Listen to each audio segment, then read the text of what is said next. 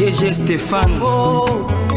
Balamwange Congo ya Lumumba Congo Bafachi Beton Tango ekoki oyoyo Tango ango yango yo ekoki Tolanda kango Papa Stéphane Balamwange oh yeah. Bien, merci beaucoup Bande Kubalandi Touye Lisusu pour na ko solo la likambo ya mboka to solo la li solo o ezali ko sangisa ngai na yo to partager yango. Je suis monsieur Marabobola. Nous sommes là pour vous parler de ce qui se passe en République démocratique du Congo. Nous partons directement dans la province du Sud Kivu, là où les éléments du M23, des AFC et de l'armée rwandaise sont en train de tuer à bout portant, de tirer à bout portant et de tuer matin, midi, soir les paisibles citoyens dans la province du Sud Kivu. Et nous allons également parler la tentative notamment des éléments du M23 qui tentent à détruire et à casser ou alors à forcer ce qu'on appelle la banque centrale du Congo qui se trouve au niveau de la banque, au niveau de la province du Sud Kivu, afin de se renforcer sur le plan financier. Parce que le M23 n'ont plus les moyens financiers. Et troisièmement, nous allons parler sur la visite notamment de Bintou Keïta. Madame Bintou Keïta est annoncée aux consultations aux côtés de Joseph Kabila Kabange. Mesdames, demoiselles et messieurs, nous allons également chuter avec ce qui se passe aujourd'hui dans les dossiers de Moutamba. On aurait appris que Moutamba serait déjà en fuite. C'est ça les informations que nous avons reçues, que Moutamba est en train de préparer, soit des fouilles, soit de mentir qu'il était malade, qu'il est souffrant, et afin de bénéficier de l'autorisation de justice, et Yakobima Kokende, Libanda Yamboka. Napesi bino boye malamu. Alors, Bande Kobalandi. Na niveau ya Sud Kivu, ba rebelle ya M23 ba komi ko boma sikoyo, ba leki siko na vitesse supérieure. Na niveau ya Sud Kivu, wapi ba tomboki ya M23, ba komi siko ko beta bato masasi na nzoto. Bande Kobalandi na suivi vidéo moko awa esalinga ipasi. Non, na koki kotala yango te cette vidéo là.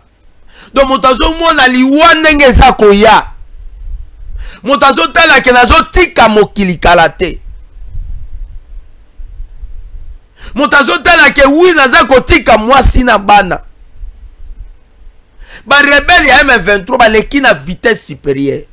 Bakomi ko beta masasi na nzoto.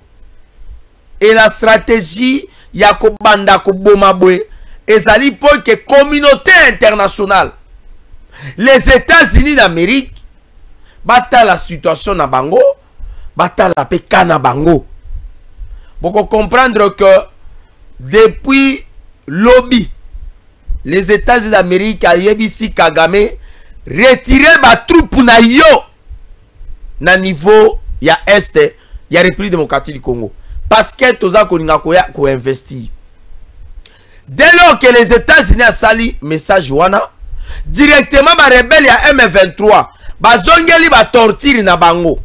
Donc tolo bake M23 azala ki peut ko compter sima ya communauté internationale. Po ba pesa bango bénédiction, o ba pesa ka musée. Tango ba sali accord de l'Emera. Musée azwa ki soutien o ezalaki ya Rwanda. Rwanda zalaki en connivence na ba américain na ba multinational. Et vous allez comprendre que États-Unis d'Amérique aussi le temps zalaki fatigué na gestion ya Mobutu. Mobutu a géré ki mboka pendant 32 ans. Les Américains ba yebisa ki Mobutu esengelo tika bokonzi. Et Mobutu lokola santé taki ne ba kei ko recruter ba Congolais ba oyo ba kimaka mboka. Tango ba salaki révolution. Tango ba telemelaka liwa ya Lumumba, Mobutu alukaka bango po aboma bango.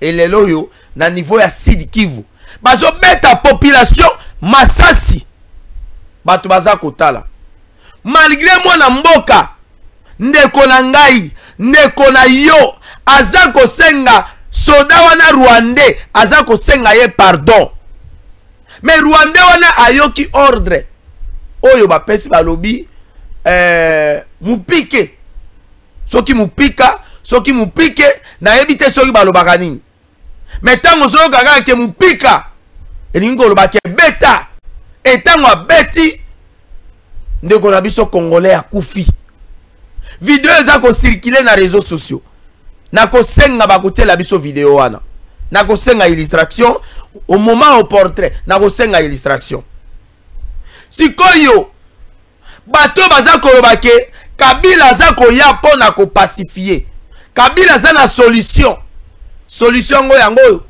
ndenge baza ko beta bato masasi ndeko na biso Pierre sunga biso na illustration ya video wana bande ko botela ndenge congolais aza kokufa congolais liboso ya ba mikoso liboso ya mangbongoso bato baza makolo lokola ba kai ya bwato boyebi kai ya bwato za nzete oyo balukaka lango bwato na lingala babengaka ngo kai donc makolo ya Kagame na kai wana atuka bokeseni ezate makolo ya Kagame na nzeto babukaka nango manga bokeseni ezate makolo ya Kagame na nzete ya mbinzo bokeseni ezate makolo ya Kagame na nzeto babukaka nango ba manga bokeseni ezate makolo ya Kagame na nzete o ezali ya kokoti mokeseni ezate mais tala ndenge baza ko bomela biso bandeko donc désormais na Bukavu ekomi boye tala ndeko na biso aza kosenga pardon bobeta te pardon ne tirez pas et ayoki ordre bapesi pembeni wana mupika allez babomi congolais tala ndenge bakomi koboma ba congolais mais bandeko yango nazali kobenga conscience na yo moto ozali kosepela ke Kabila zonga na bokonzi non biso dès que Kabila zongi na bokonzi ngai nazali na lufu nazobima na okende na lobi dès que Kabila zongi na bokonzi ngai nazali na njili na viola ngai soki kolimwa na kolimwa parce que o ezali retour babengi ezali ya tyrannie ezali retour ya dictature et retour oyo ezongi kaka tango ba américain bayebisi Kagame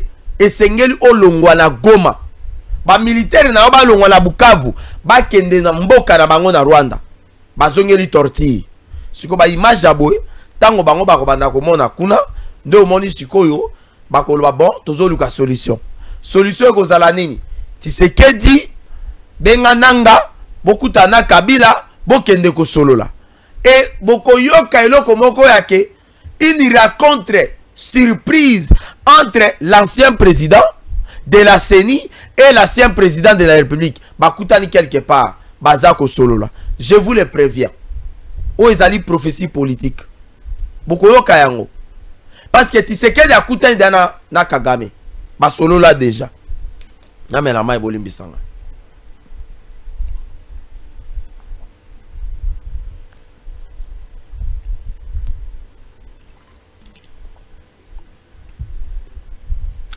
Tshisekedi akutana dana Kagame et kokutana bakutana basolola déjà bakutana na niveau ya Doha et donc ba rebelle ya M23 batali balobi non soki biso tovandi kaka boy situation na biso bakopesa biso solution te.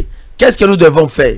Le kola toza déjà sur place tokobanda siko koboma civil a commis sikoyo ennemi na biso donc civil a commis le kola réseau na bango a commis le kola bouc émissaire civil a commis le kola moyen na bango pona kosa la pression tala ndeko na biso na ebite soki Pierre akosunga biso sur la vidéo tala ndenge babomiye atiki mokili akei bakati mikolo na ye na mokuse et pendant qu'il a kosenga pardon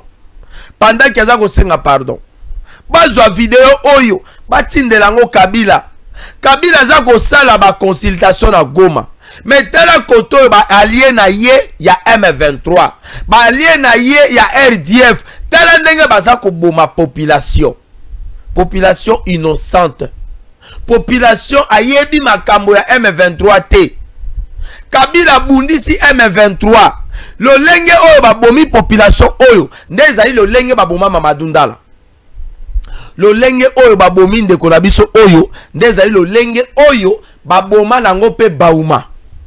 Lo lenge oyo babomi population oyo ndeko na biso oyo. Chers compatriotes oyo akufi. Eza lo lenge moko baboma nango nzete ya mbila. Eza lo lenge moko baboma nango mbuza mabe. Kakabwe. Kabila a telemelaki M23. Lelo yo Kabila za protégé na M23. Est-ce qu'il y a solo Kabila penda banda ko telemela M23? Donc ba accord nyoso Kabila signaki na M23 ezalaki pona koyebisa na biso que non omoni batu wana baza bandeko na ngai. Baza bandeko na ngai na kotika bango te. Est-ce que Jean-Pierre Bemba kosi? Parce que bato bazo batela Kabila na Goma, ce sont les militaires rwandais. Et ce sont les mêmes militaires de Bazako Boma na Goma, de Bazako torturer na niveau ya Bukavu. Ne konanga Pierre. Sunga biso la kisabiso vidéo wana. Botala ndenge M23 zali ko torturer peuple congolais. Est-ce que bato bayaki ko libérer ba peuple congolais? Non, bato bayaki ko libérer peuple congolais. Ces gens ici n'étaient pas venus libérer le peuple congolais. Quelle est cette libération? Nalobi yo ye ko libérer ngai, mais okomi ko boma ngai. Eza libération modèle ni. Yango naza ko pesa raison na docteur Gilles Moulindo. Le prophète de Dieu alobaki yango déjà. Alobi que les éléments du M23 bango baza na mission ya ko boma. Baza na mission te o ezalaki ya ko libérer, parce que on ne libère pas un peuple d'où en même temps on est en train de tuer ce peuple. Pour libérer un peuple, il faut d'abord venir avec l'amour. L'amour du prochain. Il ne faut pas tuer ce peuple. Il ne faut pas martyriser ce peuple. Il ne faut pas détruire ce peuple. Il ne faut pas torturer ce peuple. Mais regardez comment les éléments du M23 bazali ko torturer peuple oyoyo. Prophète de Dieu Gilles Moulindo. Tosengi osenga mawana nzambe. Aya pona koluka ko kango la peuple na ye. Parce que dans la Bible, tout le monde il y a eu un peuple de Dieu. Oyo azalaki martyrisé, oyo azalaki abandonné, azalaki considéré le kola esclave na Égypte. C'était le peuple israélien. C'était le peuple de Dieu, le peuple israélite. Ce peuple a souffert pendant 400 ans en Égypte. Même Kolonzambe a yebisaki Moïse alobi et sengelo kendo yebisa Pharaon ba libérer peuple nangai. Jusqu'à quand okotika ba fausse commune. Na Masisi on a tué les gens. Na Kabiondo, na Kabiombo on a tué les gens. Na village ya prophète Gilles Moulindo, je dirais on a coupé les têtes des gens vivants. Donc on vous a arrêté, bakangi bino, batemisi bino quelque part. Et puis bazali ko boma bazali ko kata bato ba maboko na bango. Bazako kata mibali ba sexe na bango pendant que famille na bino botelemi. Vous imaginez ba rebelle ba yeba koti na famille, bazui papa, bazako kata ye sexe. Bazako kata ye sexe. Bazui mama, bazako kata ye tolo, bazako kata ye o ba benga likolo paloma côté ya likolo ya mama. Vous comprenez na zakolo bayango. Est-ce que bato ya boba ki ko libérer biso? Ce groupe d'aventuriers, ce groupe des escrocs. Nanga na Kabila bao balobie ke ba ye pona ko libérer peuple. Tala motindo ya libération. Bazali ko boma. Ndeko na biso yo batele munduki azako senga pardon.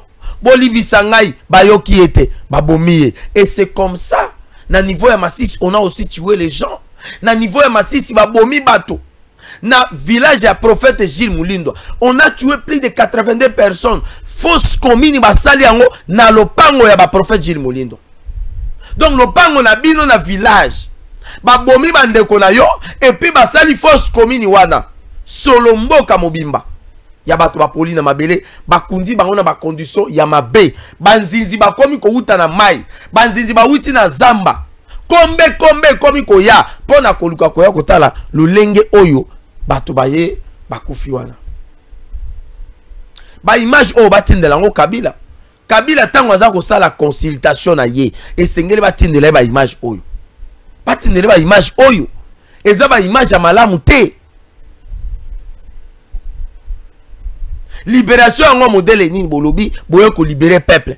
Tala modèle o boza ko procéder. Tala modèle boza ko procéder. Et nous espérons que Congolais nyonso oyo apesa ki lisu Kabila chance. Na minute oyo nazo senga na yo retirer chance wana. Il n'y a pas d'autres Congolais en dehors de Kabila. D'ailleurs Kabila za Congolais te. Ngoyimu ke na loba ngwa lobi je donnais le nom de Kabange à monsieur Joseph Kabila. Donc à monsieur Hippolyte Kanambe oya changé kombo na ye ya Joseph Kabila. Willy Michik alobi yango alobi j'ai connu Kabila lokola chargé à logistique avant na ye baye kazalaki mona ya musée. CG Kabuya alobi yango que Kabila zaki congolais te. Bemba alobi yango que Jeannette azande petite sœur ya papa ya nani ya Kabila. Et azalaki agent ya renseignement na biso. Yo zako boya ke Kabila aza Rwandais te. Tangelanga école o Kabila tanga na Congo ao. Tangelanga école oyo Kabila atanga na Congo awa. Parce que ngai marabobola natangi na Gemena. Natangi na EP Basolisanga. Oki kombo ya école EP Basolisanga. Natangi na complexe scolaire Baninga. Natangi na lycée Esengo. Na silisi na ye Kisasa. Na bandi na Inikini. Na sisi na Inikini te na keko sisa wapi na awa na Ifade awa na Sayo. Donc nazana ba collègue na ngai oyo to bandi na bango école primaire, to ye na bango, to sen na bango seyo o babengaka cycle d'orientation na longo wana na ye na humanité na zu diplôme nazana ba collègue nanga nazana bango ba diplôme na ko tangela bino ba kombo na bango na kei na université na sali G1 GD na kati pour le problème y a ba moyen financier na ko chômer une année deuxième année na ken na bani wapi na IFAD na tangi na IFAD na sisi na IFAD je distingue en L1 et en L2 les loyo nazali assistant d'université. Voilà un peu le parcours scolaire ya marabobola tolongo wana place na kola eza place ngana bandai kotanga. J'ai des camarades on atangi na bango. Est-ce qu'on peut défendre la nationalité d'une personne sur les réseaux sociaux? Non. Okoki ko défendre la nationalité à moto sur les réseaux sociaux te. Mais Kabila oyo bazali ko défendre nationalité na ye. Soki tolingi to loba ono kolobate non kolobate kati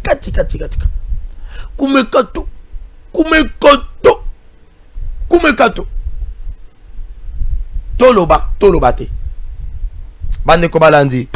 Voilà un peu circonstance oyo bande ko na biso baza ko kufa na Goma ndenge baza ko beta bango masasi ndenge bazali koluka ko torturer bango et puis na ndenge baza ko boma bango bino ba Congolais bo soutenaki Kabila bozwa ko mona makambo ko sala makuna bokoloba nini. Vous connaîtrez l'histoire, vous connaîtrez la vérité et la vérité vous affranchira. Bande ko balandi nazana passe na motema. Nazana passe na motema komona video oyo esalinga ipasi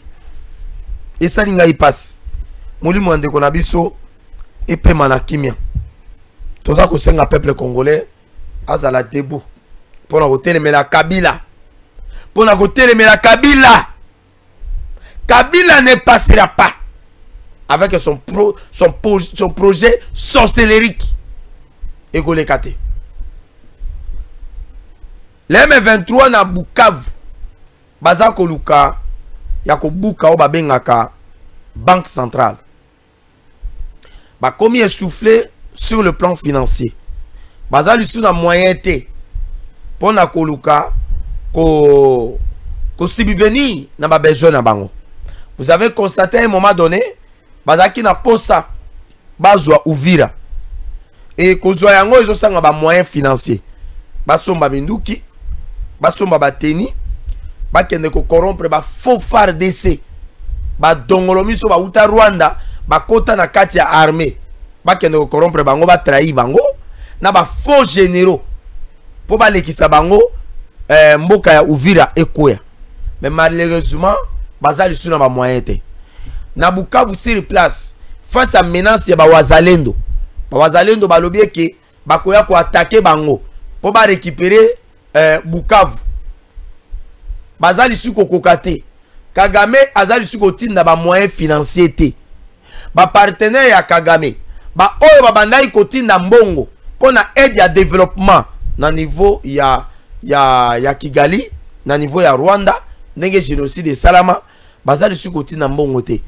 C'est comme ça le M23 a eu décision à lobby. Zambelangai. Bazeli ezoyate. Ba lobby tozo kende ko buka bank. Ba tenter pona ko buka ba porte wana ba kokite. Ba bandaki yango depuis lobby na 19h. Awa naza koloba baza ko continuer ka ko buka bank. Mais atape bobuki bank. Boko kuta combien na kati? Boko kuta ba mbongo oyo ba garçon ba belela kawa mbongo katana toza ko somba tozo babwaka ka mbongo te so basala ka ndei na ebite ndei na yoka ngo kaka baleka mingi chaque tongo à partir ya ba 6h 7h ne ba heure bango balekaka do heure wana baleka ba lokoti mo ba 10 francs na bango ba 20 francs ba 1000 francs après ba 11h 12h 13h ba ke na banque centrale ba ke ko changer moi le meilleur ekoti siko tango bo kende kuna boko kuta ngo ba carton na ba carton boko sala nini. Et donc na stratégie wana de baza ko luka ba buka banque pour baso ba moyens na kati wana et de bango basomba ba minduki pour ba luka ko avancer parce que Kagame azali suko ko financer te et Kagame asenga ki na Kabila aya na Goma pour azwa responsabilité pour prendre la responsabilité afin ya ko luka ko gérer makambo etali AFC na M23 et depuis Kabila zawana Kabila zalaki dessus parce que Kabila bimisaki 100 millions de dollars pour la financer makambo oyo mbongo il fallait ba former o ba benga ba militaire na compte ya AFC plus de 6000 hommes basali formation te et puis de Kabila aza dessus na comportement ya nanga na ya Kagame ba kosiye oh non voilà ba militaire wa ba misu ba kima ba misu ba kufa ba misu ba zaki ba déserteur to boma bango. Kabila très dessus yango au moni Kabila na Goma aza ko sala consultation ayoka population ayoka peuple mais tu veux que finalité ya consultation na ekosuka mabe. Mesdames, demoiselles et messieurs, tu veux bien yango biso nyonso que makambo oyo yoza koleka na este Kabila zali na prérogative moko te oyo akoki ko engager ba o ba benga ba consultation constitution na biso mube koli konzi et pesi prérogative wana te seule autorité na mboka akoki ko engager consultation dialogue national pour na ko faire prévaloir la cohésion nationale et zalo ba benga ka le président de la République parce que yazali symbole ya unité nationale azali garant de la nation et de bon fonctionnement des institutions. Vous comprenez, de bon fonctionnement des institutions. Alors lorsque Kabila azali ko engager consultation pour asuka nango wapi Madame Bintou Keïta azali annoncé na consultation ya Kabila. Bintou Keïta azako kende na qualité ya nani? Bintou Keïta aza wapi ako kende Goma ndenge nini? Toyebe ke lelo pour na kende Goma, il faut passer par Kigali. Donc les mêmes chemins oyo Senko na SSC balikaka pour na koya na Goma. Les mêmes chemins oyo Kabila utilisé pour na koya na Goma ko s'installer wana. C'est le même chemin oyo Bintou Keïta a utilisé pour na koya na Goma. Oui, eza mabete. Mais message to yebisa Bintou Keïta, ayebisa Kabila ke Kabila après le pouvoir, il y a encore une autre vie à mener. Donc après aussi la rébellion, après avoir tenté, il y a quoi il s'aba institution à place. Il y a encore une autre vie à mener. Donc vie mususu, Kabila go comme pasteur. Kabila te pasteur te. Non, au moins a tout de la masumu nae. oui au moins tout bela masumu ako ya na mboka ya Kimelo et puis akomi Thomas na yebi que prophète de Jules Mulindwa c'est un homme de Dieu ako utala Kabila atubeli masumu na ye mi pepe ya mabe wana mabeti eza kati na ye wana balongoli yango et puis Kabila ako okoma pe Thomas asali pe église batindi Kabila azala Thomas na Namibie na compte ya mboka ya Kimelo ako salela nzambe. C'est aussi une manière de servir la nation. Mais tant que Kabila azali ko sala consultation Bintou Keïta azako kende na Goma en qualité de qui? En qualité ya responsable ya MONUSCO. Lorsque la ville de Goma est koyaki, MONUSCO azalaki wap. La MONUSCO était toujours complice. Il y a des groupes rebelles pour na copier ma matière première ko kenda koteka. Bintou Keïta azako kende. Il faut kende koyebisa Kabila que après la vie politique, il y a encore une autre vie civile qu'on peut mener paisiblement. Yango to yebisi Bintou Keïta ko kende na ekuna ezali na message clair oyo ba pesi bisu Keïta et pas na américain ba yebisi bisu Bintou Keïta kende ko yebisa Kabila alongwa na Goma. Martin Fayulu alobaki yango que Kabila doit quitter la ville de Goma. A comprendre ki yango te. Mukwege alobaki que Kabila il faut longwa na Goma. Ba politicien ebele ba lobi yango. Mais le col a yo quitté. Ba américain ba pesi ultimatum lobby. Ba lobby que les américains ba militaires rwandais ba o bazana Bukavu na ba bazana Goma. Ba bisi bango ba longwa na ba zone o bazali ko occuper. Baza ko yo kate. Ba bengi siko Bintou Keïta ba bisi kende ko yebisa barbare, kende ko yebisa ces rebelles, ces chefs rebelles o azana Goma. Yebisa a longwa wana. Atika ko vanda na Goma parce que nous les américains toza koya. Ce qui a boyi nous allons mettre une charge sur lui et que cette charge-là, Kabila ne sera pas capable à supporter la charge que nous allons mettre sur lui. Ça, c'est un adage américain qui dit comme ça. Lorsque les Américains vous interdisent ou vous supplient ou vous disent de ne plus faire ça et que vous continuez à faire ça, les Américains disent si vous continuez, nous allons mettre une charge sur vous et que cette charge-là, vous n'allez pas la supporter. Imaginez Bazoua charge peut-être il y a 200 kilos, 300 kilos. Ba simbi sio na mutu. Et puis ba yebiso ke tambola. Oko tambola. Au moins oza na kingo ya ebende, oza pena makolo ya bibende. Donc na Kabila, na mikoso na yo na Kagame, ba yebisi bango balongo na Goma. Bintou Keïta azako kende na message o ezali clair. Et Kabila soke s'entêter. Les Américains ne blaguent pas. Pour na ba intérêt na bango, les Américains ne blaguent pas. Nous savons tout ce qui va arriver à Kabila. Tolobi boy. Mutamba oyo mususu ye. Mususu ezali mutamba oyo. Est-ce que vous avez la photo na yoana?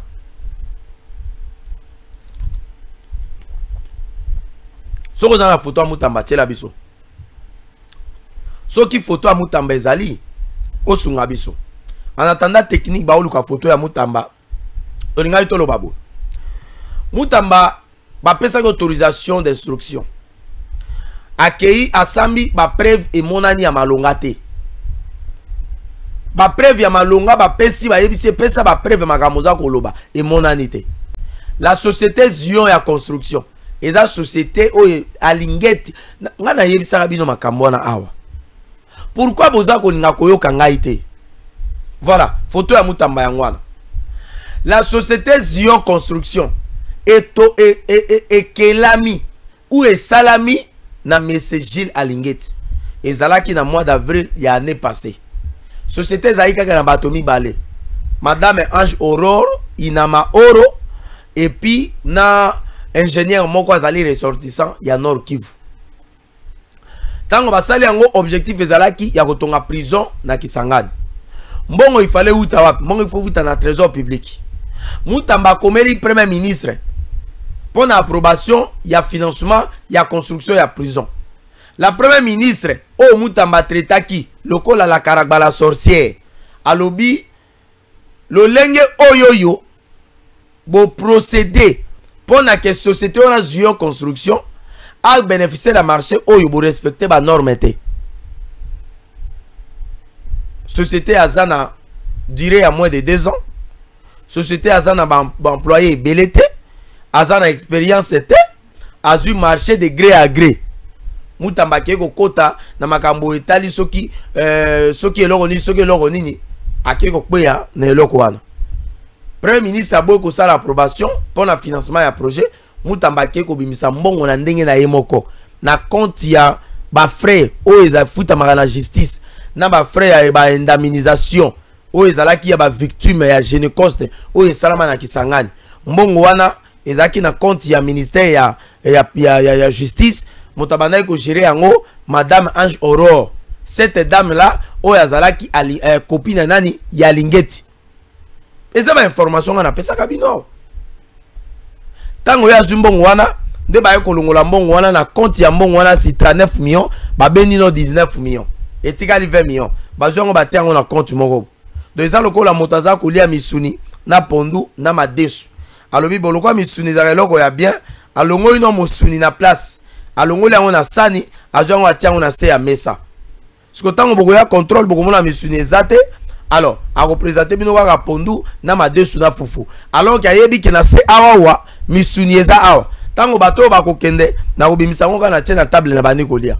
C'est comme ça que mbongo bazu yango bati yango kuna kende ko la place oyo il fallait ba tonga prison place ezate banani il fallait ba tonga prison ba ingénieur ba yebanité la ki sa ba preuve za ko la ke prison wana eza solo bokotonga et mon anité yango moni le procureur général près la cour de cassation ayer sur au sein de l'Assemblée nationale on va bien autorisation de poursuite et en demandant l'autorisation mutamba na papi mutamba a koso abela malade andeke mutamba wa abela attention toujours ebisa mutamba que lorsque vous êtes malade la justice et koki ko ya ko sambisa ya tati na mbeto hôpital. Frank Diongo banda ko samba ndenge su Kabila Frank Diongo na mai na maboko baza ko sambisa na cour de cassation. Awa toza koloba awa mutamba komi ko réfléchir akima akomi ko réfléchir abima akende awa siko akomi ko mela agene 1 litre mutamba za ko mela agene 1 litre et aza ko sala o boyebi agene eza babenga ngo na lingala solo pa la biso na gemela babenga ngo ngbako babenga ngo ngbako donc azo mela ngbako asangisi ngbako na cc siko asangisi ngo na bouteille moko siko azo sala système ga yabo asala ga système yabo azuna zododo atie na kati allez bazu yango batie na moi échauffer allez tanga za ko melango omoni sikoyo oza otala miso na yo bibo o eza miso ya nyau o eza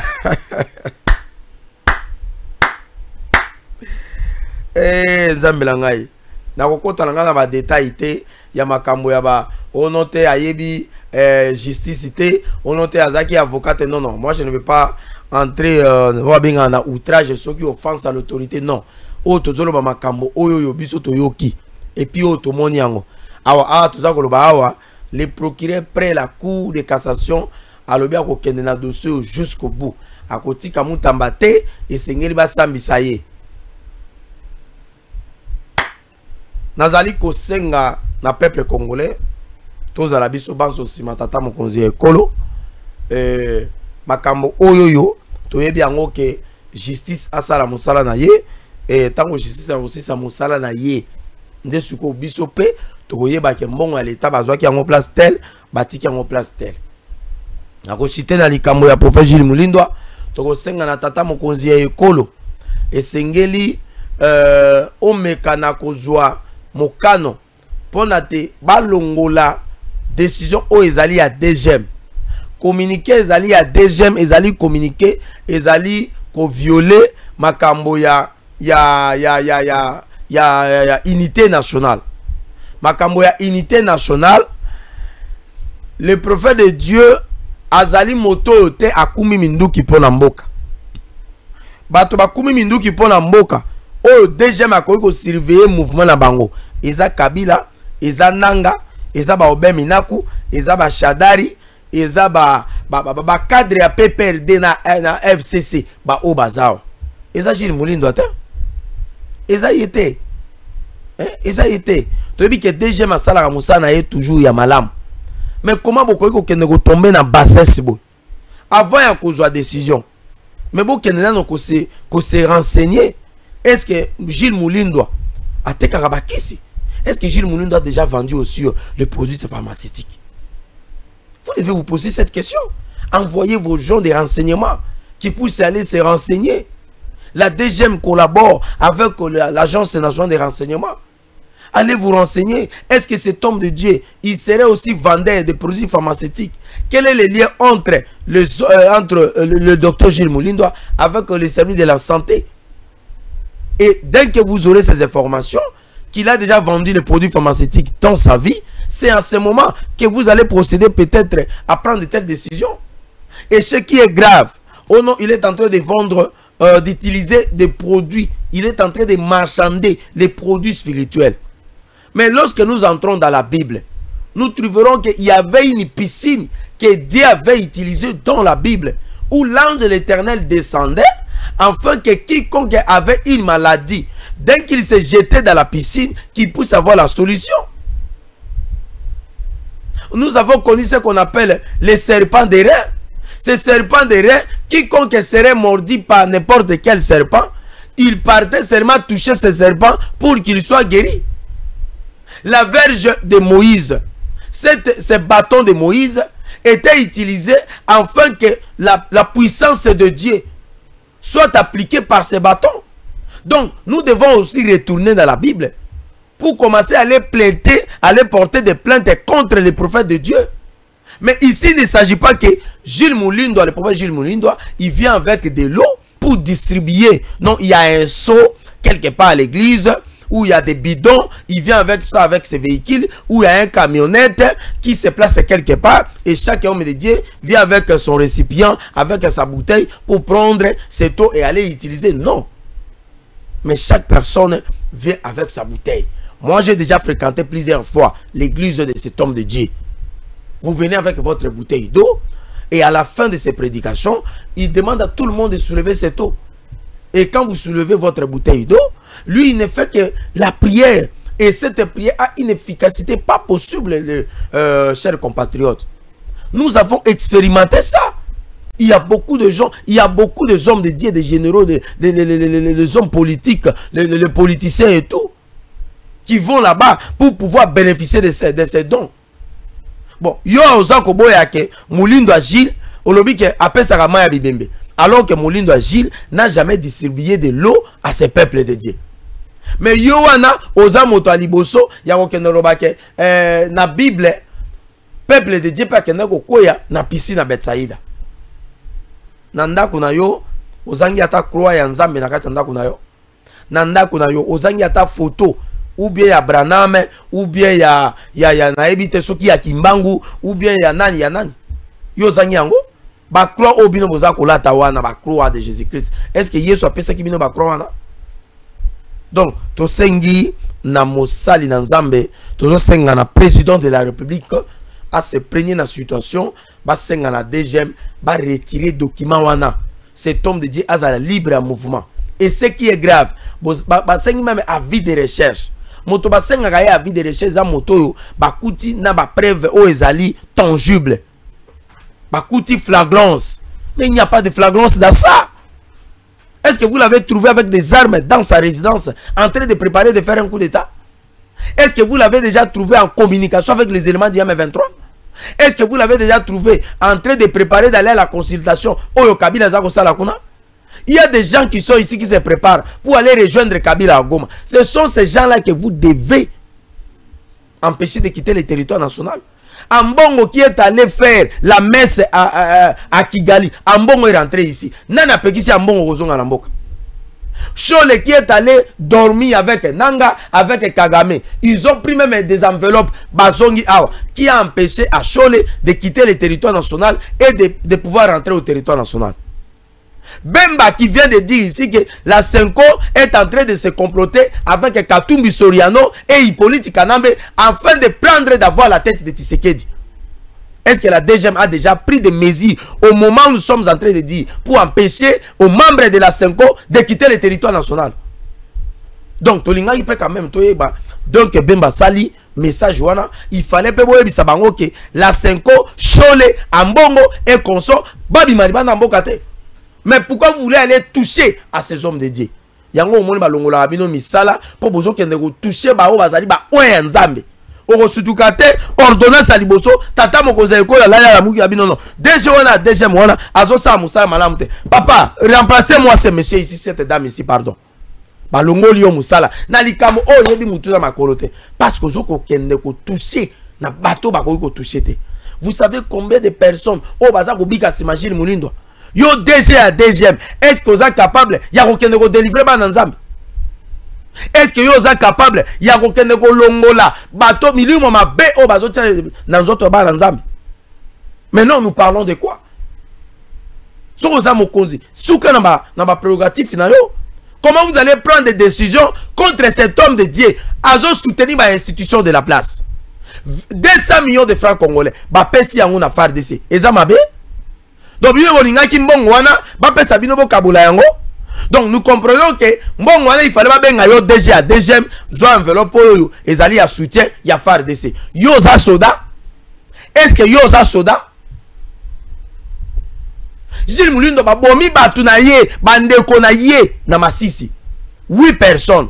Est-ce que yo DG à DGM na famille na ata mutu moko asi akufi pour na soutenir FARDC? Est-ce que na village na yo oza ata na force commune na village na yo?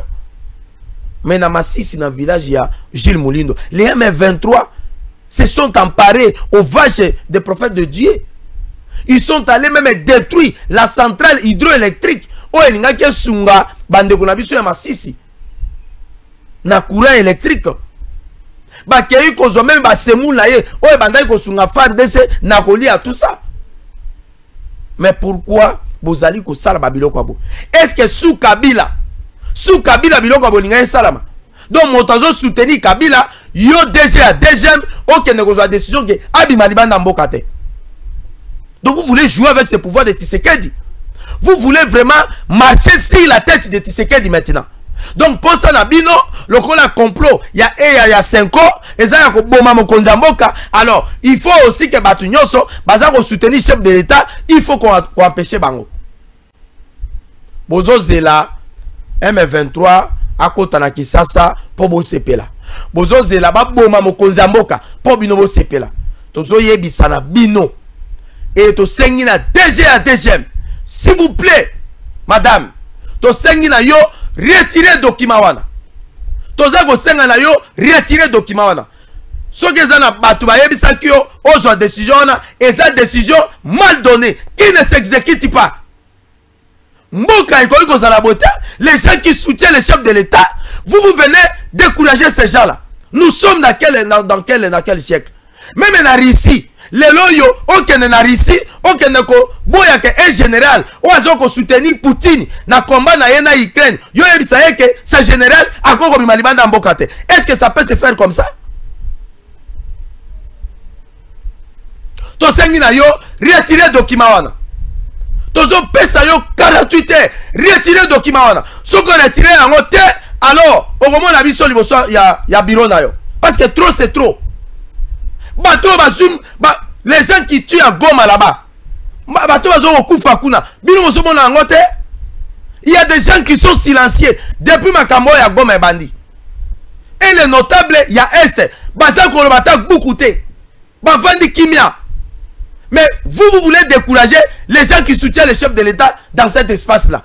Et pourtant, c'est un homme de Dieu. Ton pestio 48 heures. DG à DGM. Ton pestio 48 heures. Ceux qui ont retiré signature OET, communiqué contre Gilles Moulindo à terre, to koyawana, nabiso nyoso, boko mwamino na DGM wana. Émission nabiso esili. DG Stéphane. Balamwange Congo ya Lumumba Congo Tafachi beton Tango ekoki oyo Tango ango yango yo ekoki Tolanda kango Papa Stéphane Balamwange Oh yeah yeah